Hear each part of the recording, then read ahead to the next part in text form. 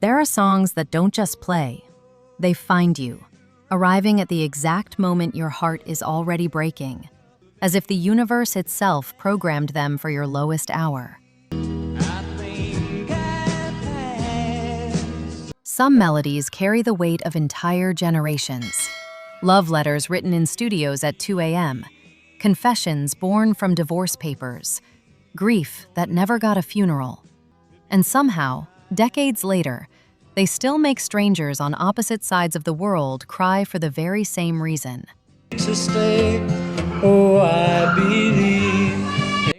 Welcome to Pop Echoes, where today we're counting down 12 of the most heartbreakingly beautiful sad pop ballads ever written.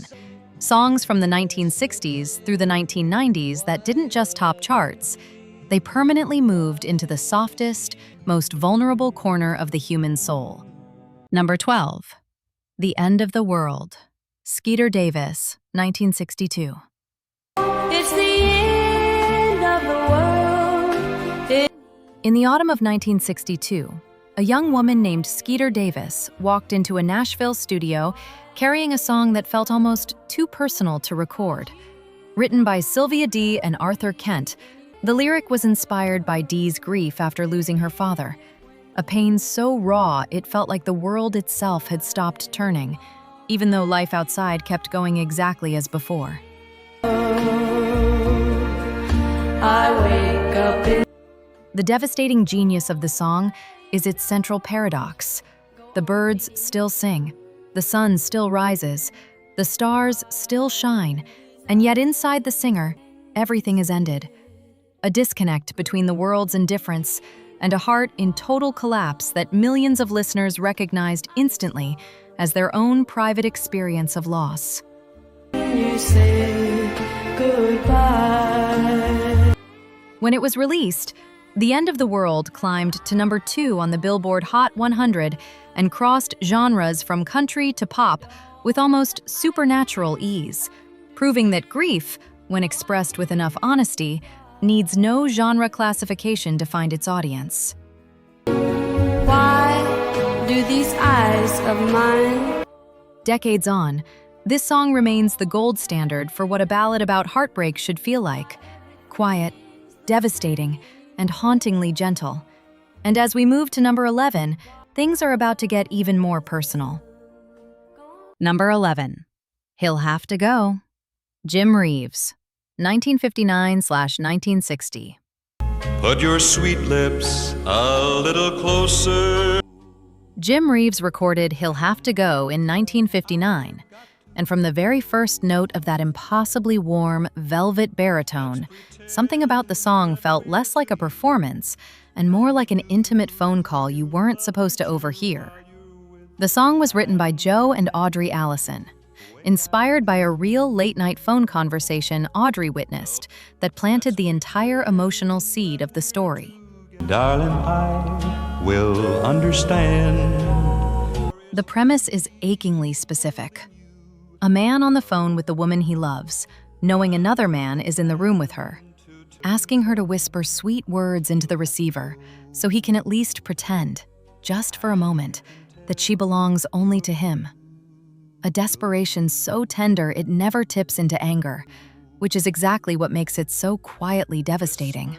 Can't say the words I want to hear. It spent 14 weeks at number 1 on the Billboard Country Chart and crossed firmly into pop territory. A crossover achievement that spoke to just how universal that particular flavor of longing, loving someone you cannot fully have, truly is across every demographic. All alone. This song is proof that restraint in heartbreak is far more powerful than explosion, and that a man simply asking to be lied to kindly can be one of the most heartbreaking images in all of popular music. Hold that thought as we step into number 10. Number 10. Alone Again, Naturally. Gilbert O'Sullivan, 1972. When a little while from now, if I'm not Gilbert O'Sullivan wrote Alone Again, Naturally, in 1972 during a period of profound personal reflection. and the song he produced was so bleakly honest that it shocked radio programmers. It opens with a man standing at the altar, jilted, and then spirals into thoughts of suicide, the death of his father, and the loss of his mother, all delivered in O'Sullivan's gentle, almost conversational tone that made the darkness even more disarming. There are more hearts broken in the world that can. The truly remarkable behind-the-scenes detail is that O'Sullivan wrote the melody and lyrics simultaneously, almost in one sitting, with the tune arriving so naturally it felt less like composition and more like confession. The breezy, almost cheerful musical arrangement sitting beneath lyrics about total despair was a deliberate artistic contrast that made listeners feel genuinely unsettled and moved at the same time. Alone again, naturally. It became one of the best-selling singles of 1972, spending 6 weeks at #1 in the United States, which remains a staggering achievement for a song that discusses suicidal ideation with the casual openness of someone describing the weather.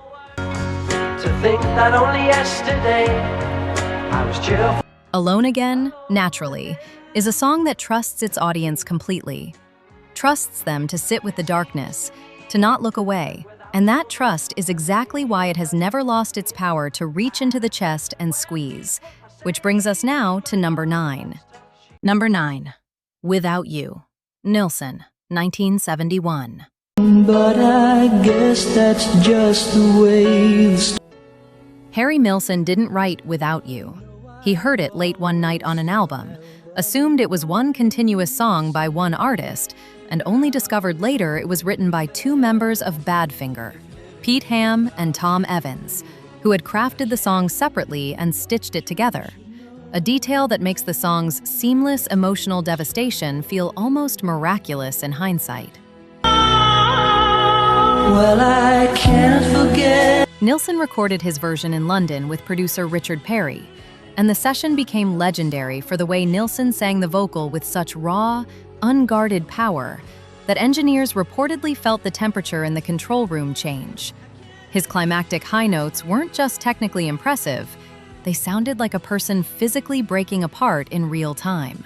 But I guess that's just the way. The song reached #1 in both the United States and the United Kingdom in 1972 and became one of the defining ballads of its era, later covered by Mariah Carey in 1994 to equal commercial success. A rare song that can survive 2 generations of reinvention because its core emotional truth is simply undefeatable.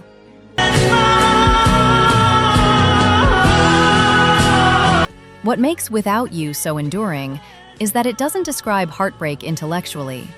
It performs it, raw and unmedicated, and listeners feel not like observers, but like participants in someone's actual collapse.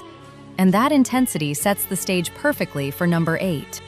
Number 8, The Air That I Breathe, The Hollies, 1974.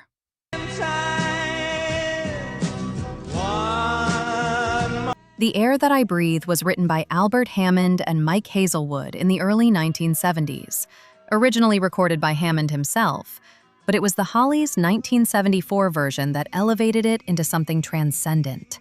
A recording that turned a simple declaration of contentment into one of the most aching expressions of needing another person that pop music has ever produced.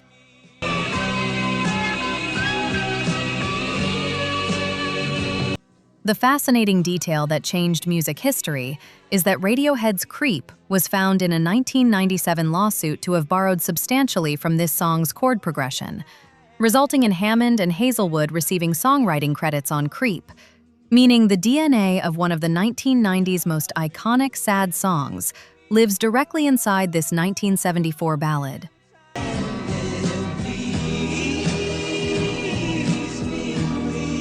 The Hollies recording peaked at number 2 in the UK and became a staple of adult contemporary radio, with Alan Clark's lead vocal riding the melody with a kind of graceful surrender.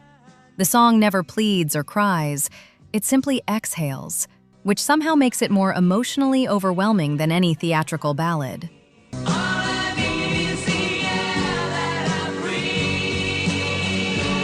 There is a particular sadness in songs about perfect peace, because the listener knows, even as the singer describes needing nothing more, that such moments are always temporary. And that unspoken melancholy is what keeps this song alive in the heart long after it ends, just as number 7 will do in a completely different way. Number 7. Don't Cry Out Loud. Melissa Manchester, 1978. Peter Allen and Carol Bayer Sager wrote Don't Cry Out Loud, drawing from deeply personal territory. Allen was processing his own emotional guardedness, a survival mechanism he had developed through years of navigating identity, loss, and performance. And the result was a song that spoke directly to every person who had ever been taught that showing pain was a form of weakness.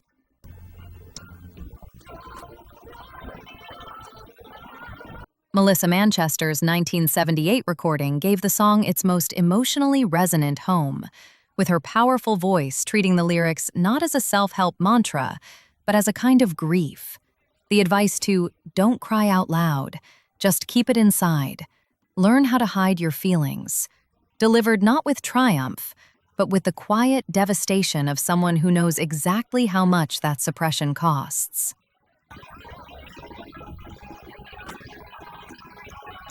The song reached the top 5 on the Billboard Hot 100 and won Melissa Manchester a Grammy nomination.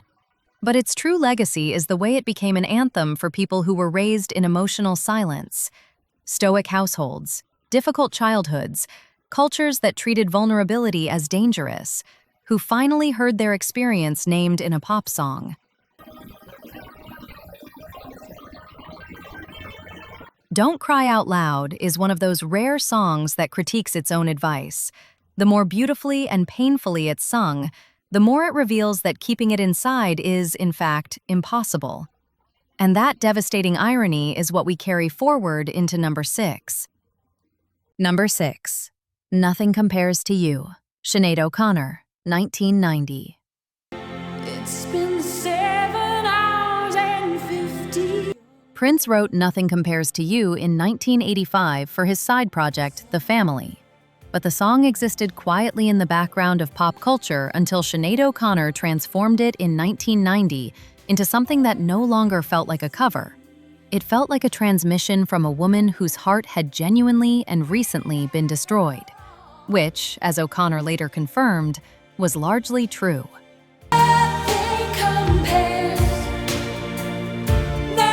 The music video, shot in a single close-up on O'Connor's face, captured what appeared to be a real tear falling from her eye.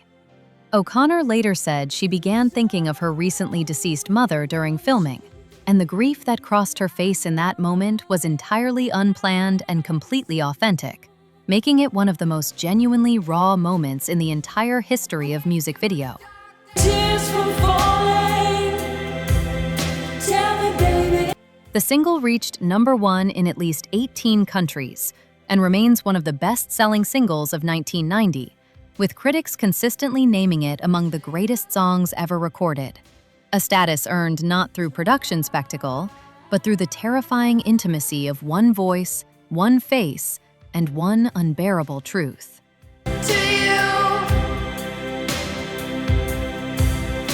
What O'Connor understood instinctively was that the most devastating delivery of a sad song is to simply tell the truth and let the camera watch. A lesson in emotional courage that reverberates through everything that follows, including our next entry at number 5. Number 5. Yesterday. The Beatles, 1965. All my troubles seem so far away. Paul McCartney famously woke up one morning with the complete melody of Yesterday already formed in his head, so fully realized that he spent weeks playing it for people and asking if they'd heard it before, convinced something that beautiful must have already existed, that he couldn't possibly have simply dreamed it into being overnight. Why she had to go. The song was recorded on June 14, 1965, with McCartney alone, accompanied only by an acoustic guitar and a string quartet. No other Beatle played on it, an almost unimaginable departure for the band, and one that George Martin fought for against significant industry resistance, since rock bands simply did not use string arrangements in 1965. Now it looks as though they're here to stay. Oh, Yesterday holds the record as the most covered song in history, with over 2,200 recorded versions cataloged, and spent more cumulative weeks on the Billboard charts than any other song in the rock era. An achievement that underscores just how completely universal the experience of sudden, irreversible loss that it describes truly is. I said something. The mystery at its heart. McCartney himself has said he has no idea where the melody came from, calling it a gift he doesn't feel he can fully claim, only deepens the song's strange, aching power, as if it arrived from somewhere beyond ordinary songwriting, which feels entirely appropriate as we approach number 4. Number 4. Tears in Heaven, Eric Clapton, 1992. You know my name. Eric Clapton wrote Tears in Heaven after the death of his 4-year-old son Connor, who fell from a window of a New York City apartment building on March 20th, 1991. And the song, co-written with Will Jennings, was Clapton's attempt to process a grief so total and so shattering that normal language had completely failed him, leaving only music as a passage through the unsurvivable.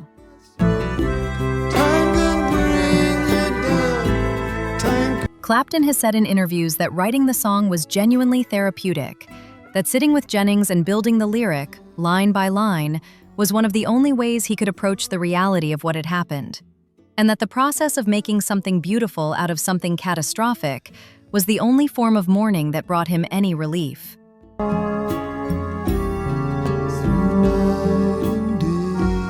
The song won 3 Grammy Awards in 1993, including Record of the Year and Song of the Year, and reached the top 5 in numerous countries. But its commercial success always felt secondary to its function, which was to give both Clapton and his audience a place to go with grief that had no other address.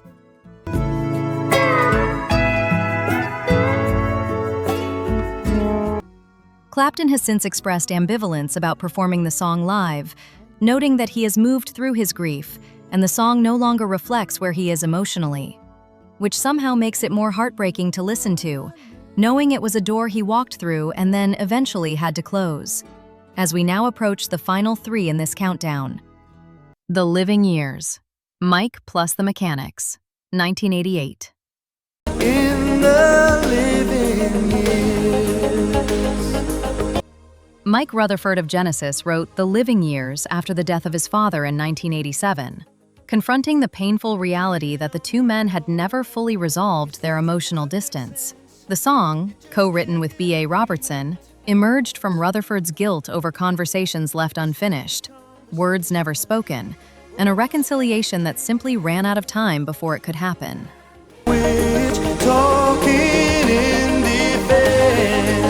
The recording features Paul Carrack on lead vocals, and there is a devastating authenticity to his delivery that comes partly from the fact that B.A. Robertson had also recently lost his own father when they were writing, meaning the song was simultaneously the grief of two men, doubled, concentrated, and then placed in Carrack's hands to deliver to the world. Between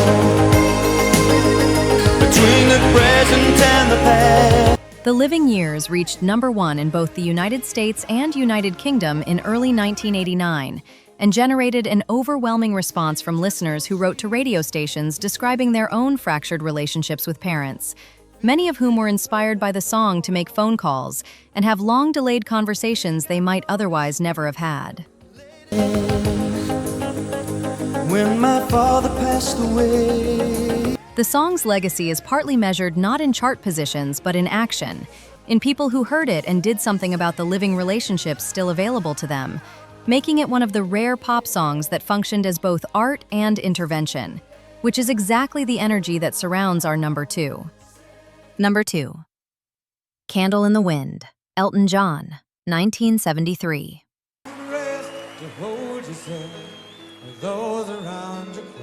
Bernie Taupin wrote the lyrics to Candle in the Wind in 1973 as a meditation on Marilyn Monroe, whom Toppin had never met, but whose story, the manufactured glamour, the loneliness behind the icon, the death at 36 under circumstances that were never fully clarified, struck him as the definitive modern tragedy of fame consuming a human being alive.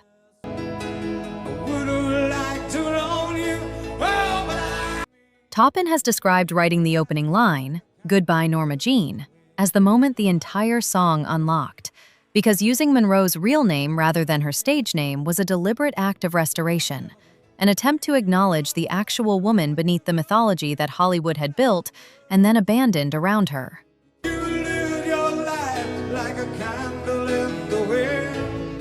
The original 1973 recording reached the top 10 in the UK and became one of Elton John's signature songs.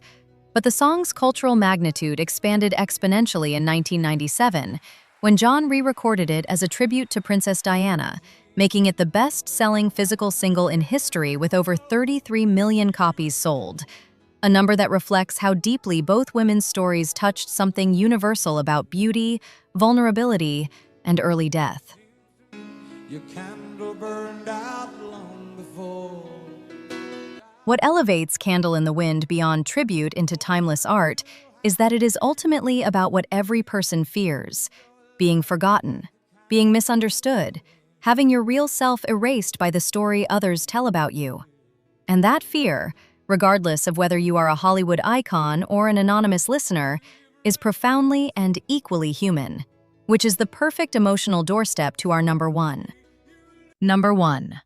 Unchained Melody, The Righteous Brothers, 1965.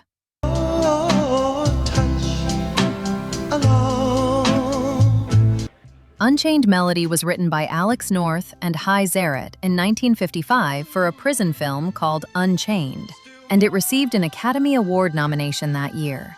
But it was Bobby Hatfield of the Righteous Brothers who, in 1965, walked into a recording booth alone, with no band, no Phil Spector wall of sound, just an orchestra and his voice, and sang what many music historians consider the single most emotionally pure vocal performance in the history of popular music.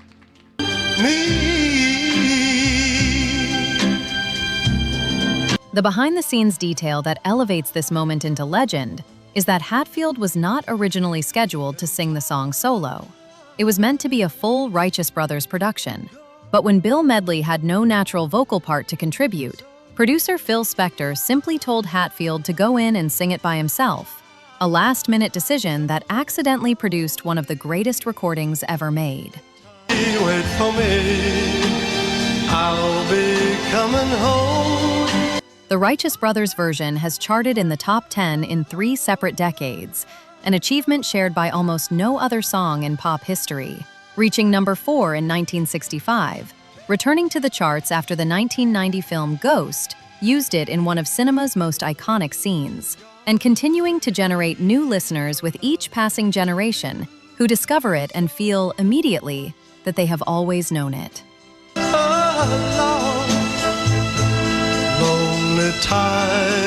Unchained Melody sits at number 1 on this countdown because it does what only the rarest songs in human history manage to do. It makes longing itself feel beautiful. It transforms the ache of missing someone into something you would choose to feel rather than escape. And it reminds every listener, across every decade, that love and loss are not opposites, but the same feeling wearing different faces. And that is why, 60 years on, it still stops people completely in their tracks. These 12 songs were not accidents. They were windows opened by artists brave enough to sit inside their own pain long enough to turn it into something that could outlive them. Something that could find you in the dark of your own living room and say, "You are not alone in this." Every song on this list was born from a real moment: a death, a divorce, a phone call, a dream, a studio decision made in 5 seconds that echoed for 50 years. And that realness is exactly why they still matter. Why they still make you pull over to the side of the road and just sit there, letting it wash over you. We want to hear from you. Which of these 12 songs has found you at exactly the right or wrong moment in your life? Drop the name in the comments below and tell us the story. Because this community was built for exactly that kind of honest conversation.